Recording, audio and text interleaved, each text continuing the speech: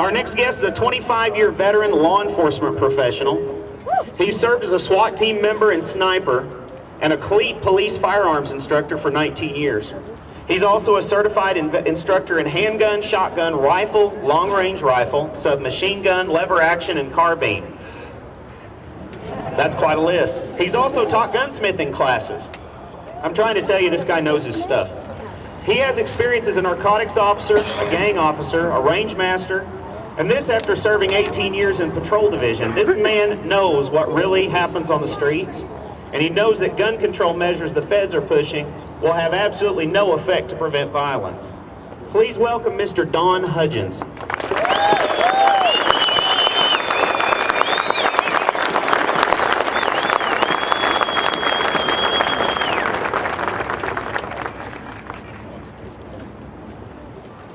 Cool. There's a lot out there on the media about how the officers support the Mike! For some reason, I feel really safe right now. It's not because of my gun. It's because of your gun. All right. Is that better? Yeah! I'm just saying I feel really safe right now. I have no idea how many folks we have here today. I did not expect this big a crowd, to be honest. I knew that this was a last minute put together by individuals. Sure, if we were in a different state, the media would say this was an NRA rally. But NRA had nothing to do with putting this together. Now, several of us, I'm sure, are members there. I am. Okay. If I use their method of crowd counting, we got about 80,000 people here today. Okay? But I'll be truthful, and I'm guesstimating probably 1,500-ish, somewhere in that neighborhood.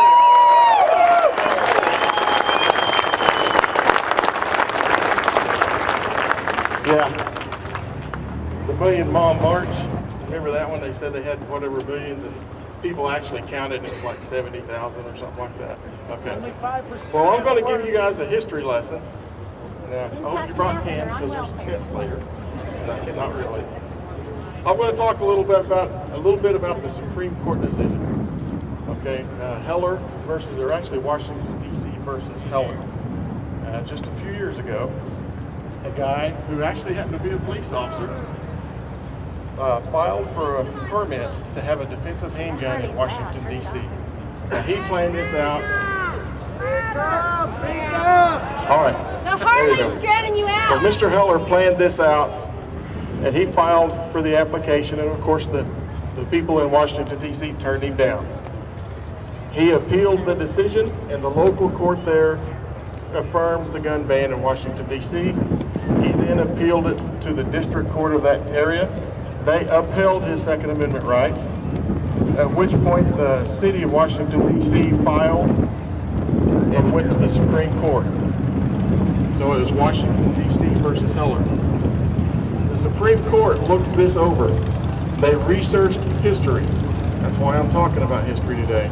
They researched history. In their opinion, I'll read it, that way we don't get anything misquoted. The Second Amendment protects an individual right to possess a firearm, unconnected with service in a militia. To use that firearm for traditionally lawful purposes, such as self-defense within the home. The amendment's prefatory clause, they're talking about the militia at the beginning of the Second Amendment. The amendment's prefatory clause announces a purpose, but does not limit or expand the scope of the second part, which is the operative clause. The operative clause, text and history demonstrate that it connotes an individual right to keep and bear arms.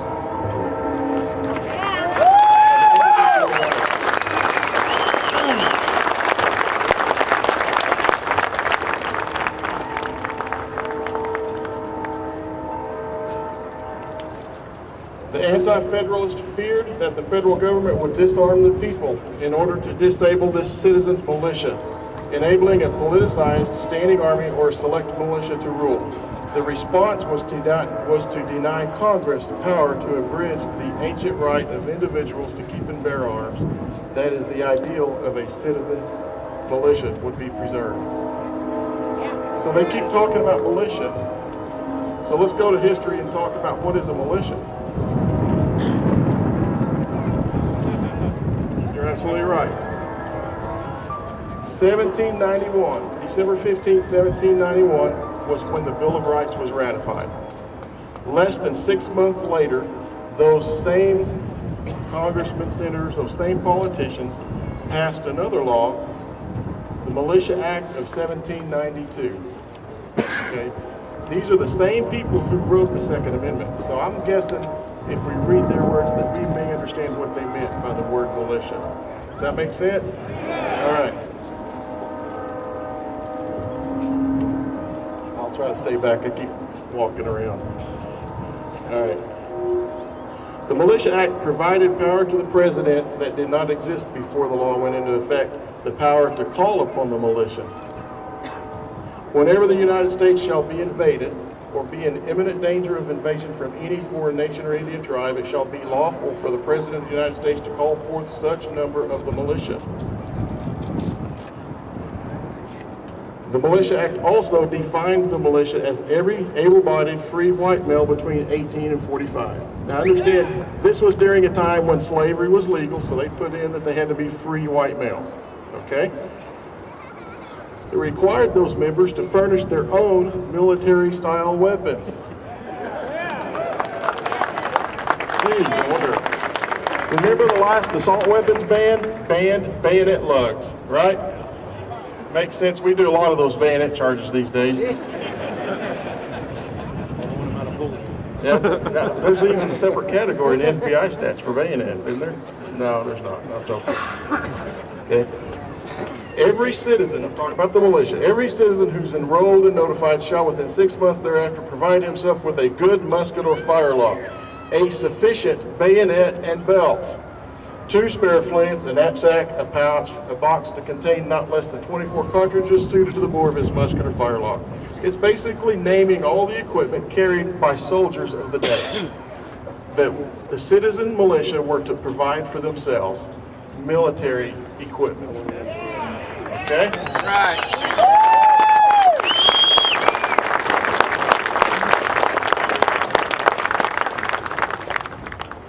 But there's more than one militia act. 1903, Senator, I forgot his first name, his last name is Dick. They call it the Dick Act. It sounds funny, I know, giggle. Militia Act of 1903, okay? It broke down the militia into 3 categories. The regular army is considered a militia. The National Guard, which a lot of people, you might call them weekend warriors or whatever. And it also listed the unorganized militia. Citizens who were not part of any organized militia, but who were not only allowed, but encouraged to provide themselves with military serviceable firearms. Okay? It funded the National Guard. In other words, it gave them money to do training, gave them equipment, and it held the National Guard, which is the organized militia. It funded them so they could have training exercises, so many weekends a month or a year, and stuff like that. If you look over here to the side of this Capitol building, you'll see a building with a white roof over there. That is a National Guard armory. Those are all over Oklahoma. My current duties as a transport deputy, I drive all over to small towns, and nearly every small town has one of those National Guard armories. That is where the local National Guard meets to train throughout the year. Okay?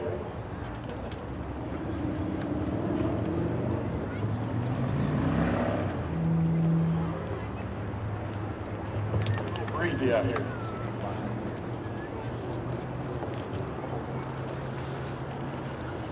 So they don't fall. Paperweight. All right. I've been an officer. I've spent 24 and a half years as a patrolman or police officer in a local municipal agency. Most agencies have really strict policies regarding officers representing them at events like this, so I'm not allowed to say where I used to work. I was not planning to list where I currently work, but I got a call this morning from my boss. He had heard I was going to be here, and he was going to come and talk today. He's teaching a concealed carry class today. He had already scheduled it, all right?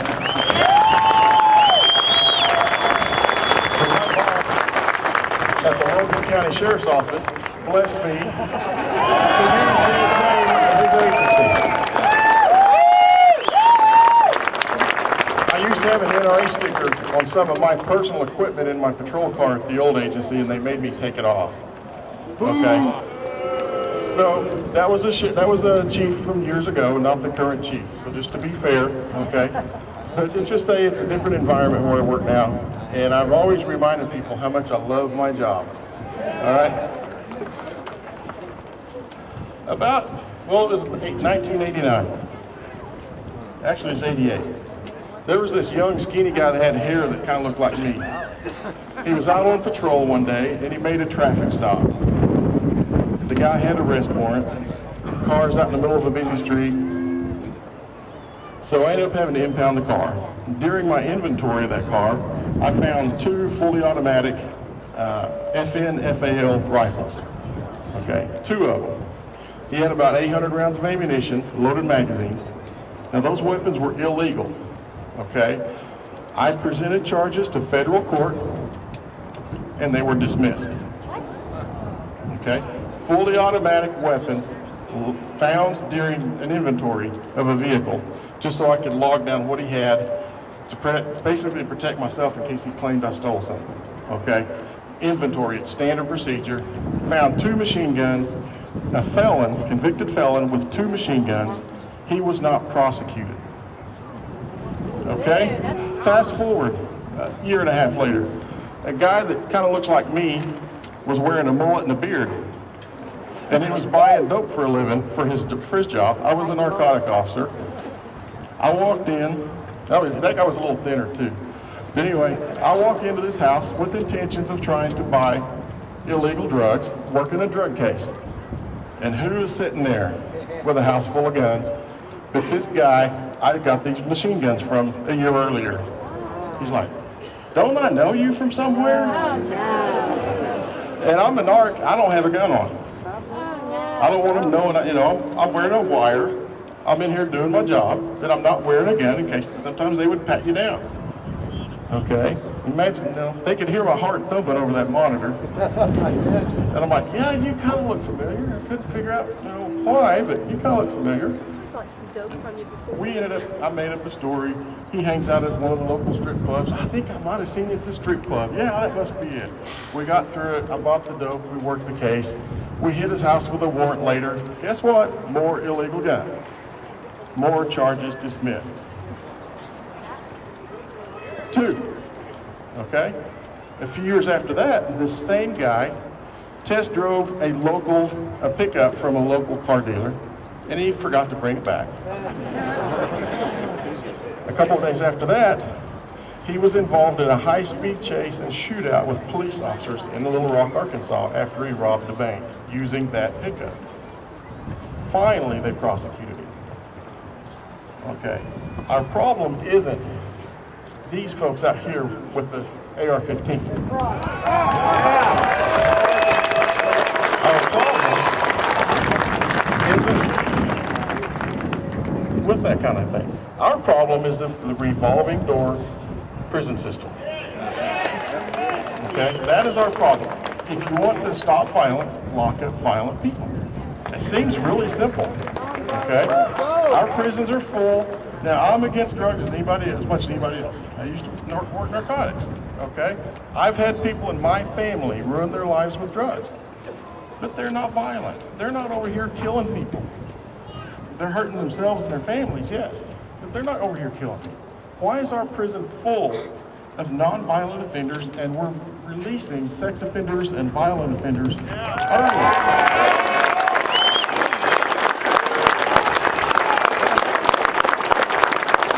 Why do I oppose gun control with such conviction? Okay? How could I fight reasonable gun control with so many school-age kids being shot? Here's why. Of the 500 plus homicides in Chicago, almost all of them were school-age children. Almost all of them, like 400 and something, were school-age. Okay?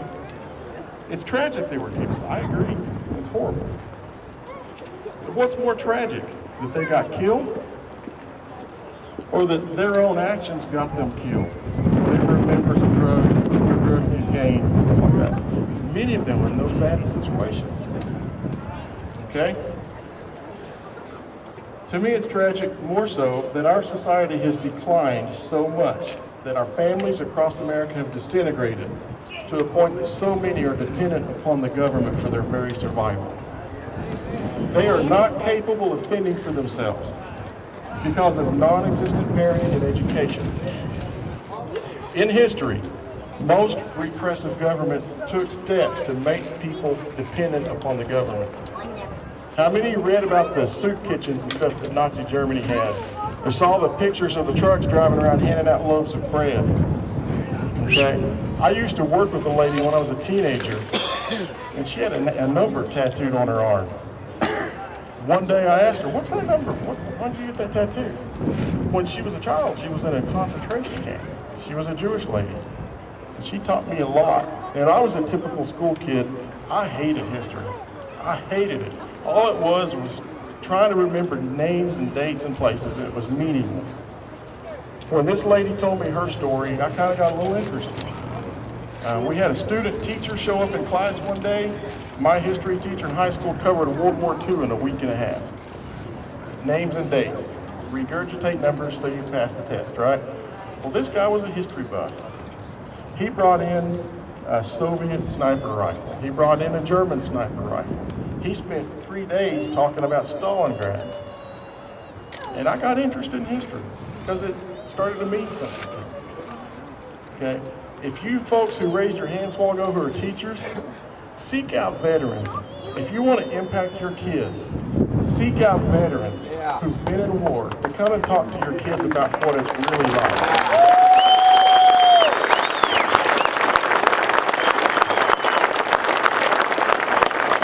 The only way we can know where we're going to go is if we know where we've been. Okay, that's all there is to it. If we don't know where we've been, we're going to cover that same plowed ground over and over, and we're going to have to fight for freedom over and over. Okay? From 1900 to 2000, the years 1900, 2000, 100 years, governments in the world killed 130 million of their own citizens. 130 million, and that's the low end of the estimates. Democide, you got it. Joseph Stalin, the estimates range somewhere from 70 to 130 million just in Russia alone, from Joseph Stalin, okay? People tell me, I've already talked about this before, and he told the story about the guy in Norway, okay? Citizens can't beat an army, that's what we keep hearing. Well, the National Guard Armory over there is for citizen soldiers, okay? You can drive over to, get my bearings, 36th and Martin Luther King over this way and visit the 45th Infantry Museum, which was a National Guard unit called into action in World War II. You go over there and find a wall covered with citations for Medal of Honor recipients, citizens that went to war for freedom, okay? Back in 1812, actually it's 1814, the War of 1812. In the engagements where our standing army, which wasn't very well developed, were fought alone against the British, they got plowed by the British. They burned the White House, the British did. They marched on Washington, D.C. and burned down the White House. It was a little different story in the Battle for Baltimore when they were joined by civilian militia units. The oncoming British soldiers were harassed, sniped at by hunting rifles, bridges blown up, attacked, fall back, attack, fall back. The delay tactics done by civilian militias bought enough time for the regular army to set up defenses and win the battle eventually. Same thing happened in New Orleans. Battle of New Orleans in 1814. Jackson only had a few thousand men that were regular army. Out of the 5,000 men he had, 2,000 of them were civilian militia. A large number of those were the New Orleans militia, which was based from freed black slaves from Haiti. A large number of Haitians stopped one of the flanking movements of the British. The British were trying to flank Jackson and put cannon fire on him from the side, traveling through a swamp, and they were stopped by civilian militia. Forced them back into the front of all the guns, and the British lost 2,000 soldiers in that one battle. So if you think a citizen can't step up and play the game, it's all about commitment. It's all about commitment. We have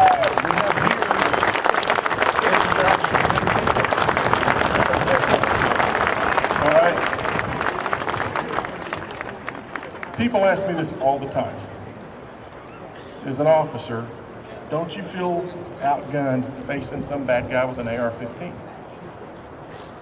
Well, no, not really. I've got one too, you know, a couple.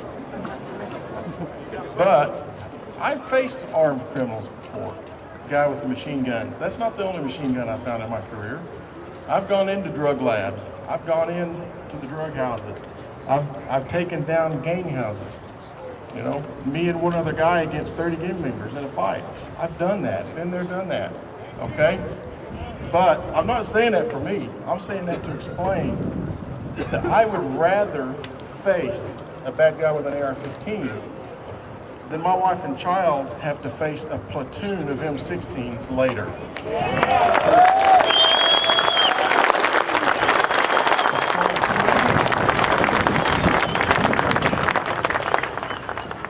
Now, I'm not in any way trying to make myself out any kind of a hero. We got heroes out in this crowd. I see these service badges. I see these military insignias. I want to let people and study my body language to know that there's military people out here walking around kind of incognito. They've been there, they've done that, and they have a t-shirt. They're the ones that we need to support and appreciate. Oath keepers! Okay? Now I'm about to end. I don't want to blabber on forever here. But I just want you to know that police officers, street cops, support you. That's exactly right.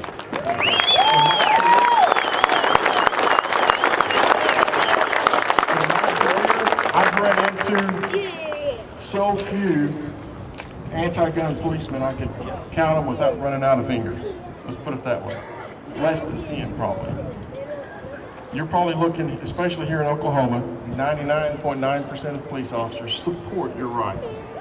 And they would take that same judgment call I talked about facing the criminal, rather than their family have to face the Army. Okay? Just know that. When the media tells us, when I say the media, we got to be fortunate to make sure we mention this.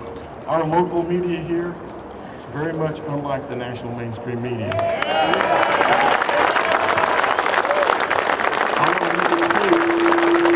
I want to make it clear that I'm not lumping our local guys into that group, because I know some of these people.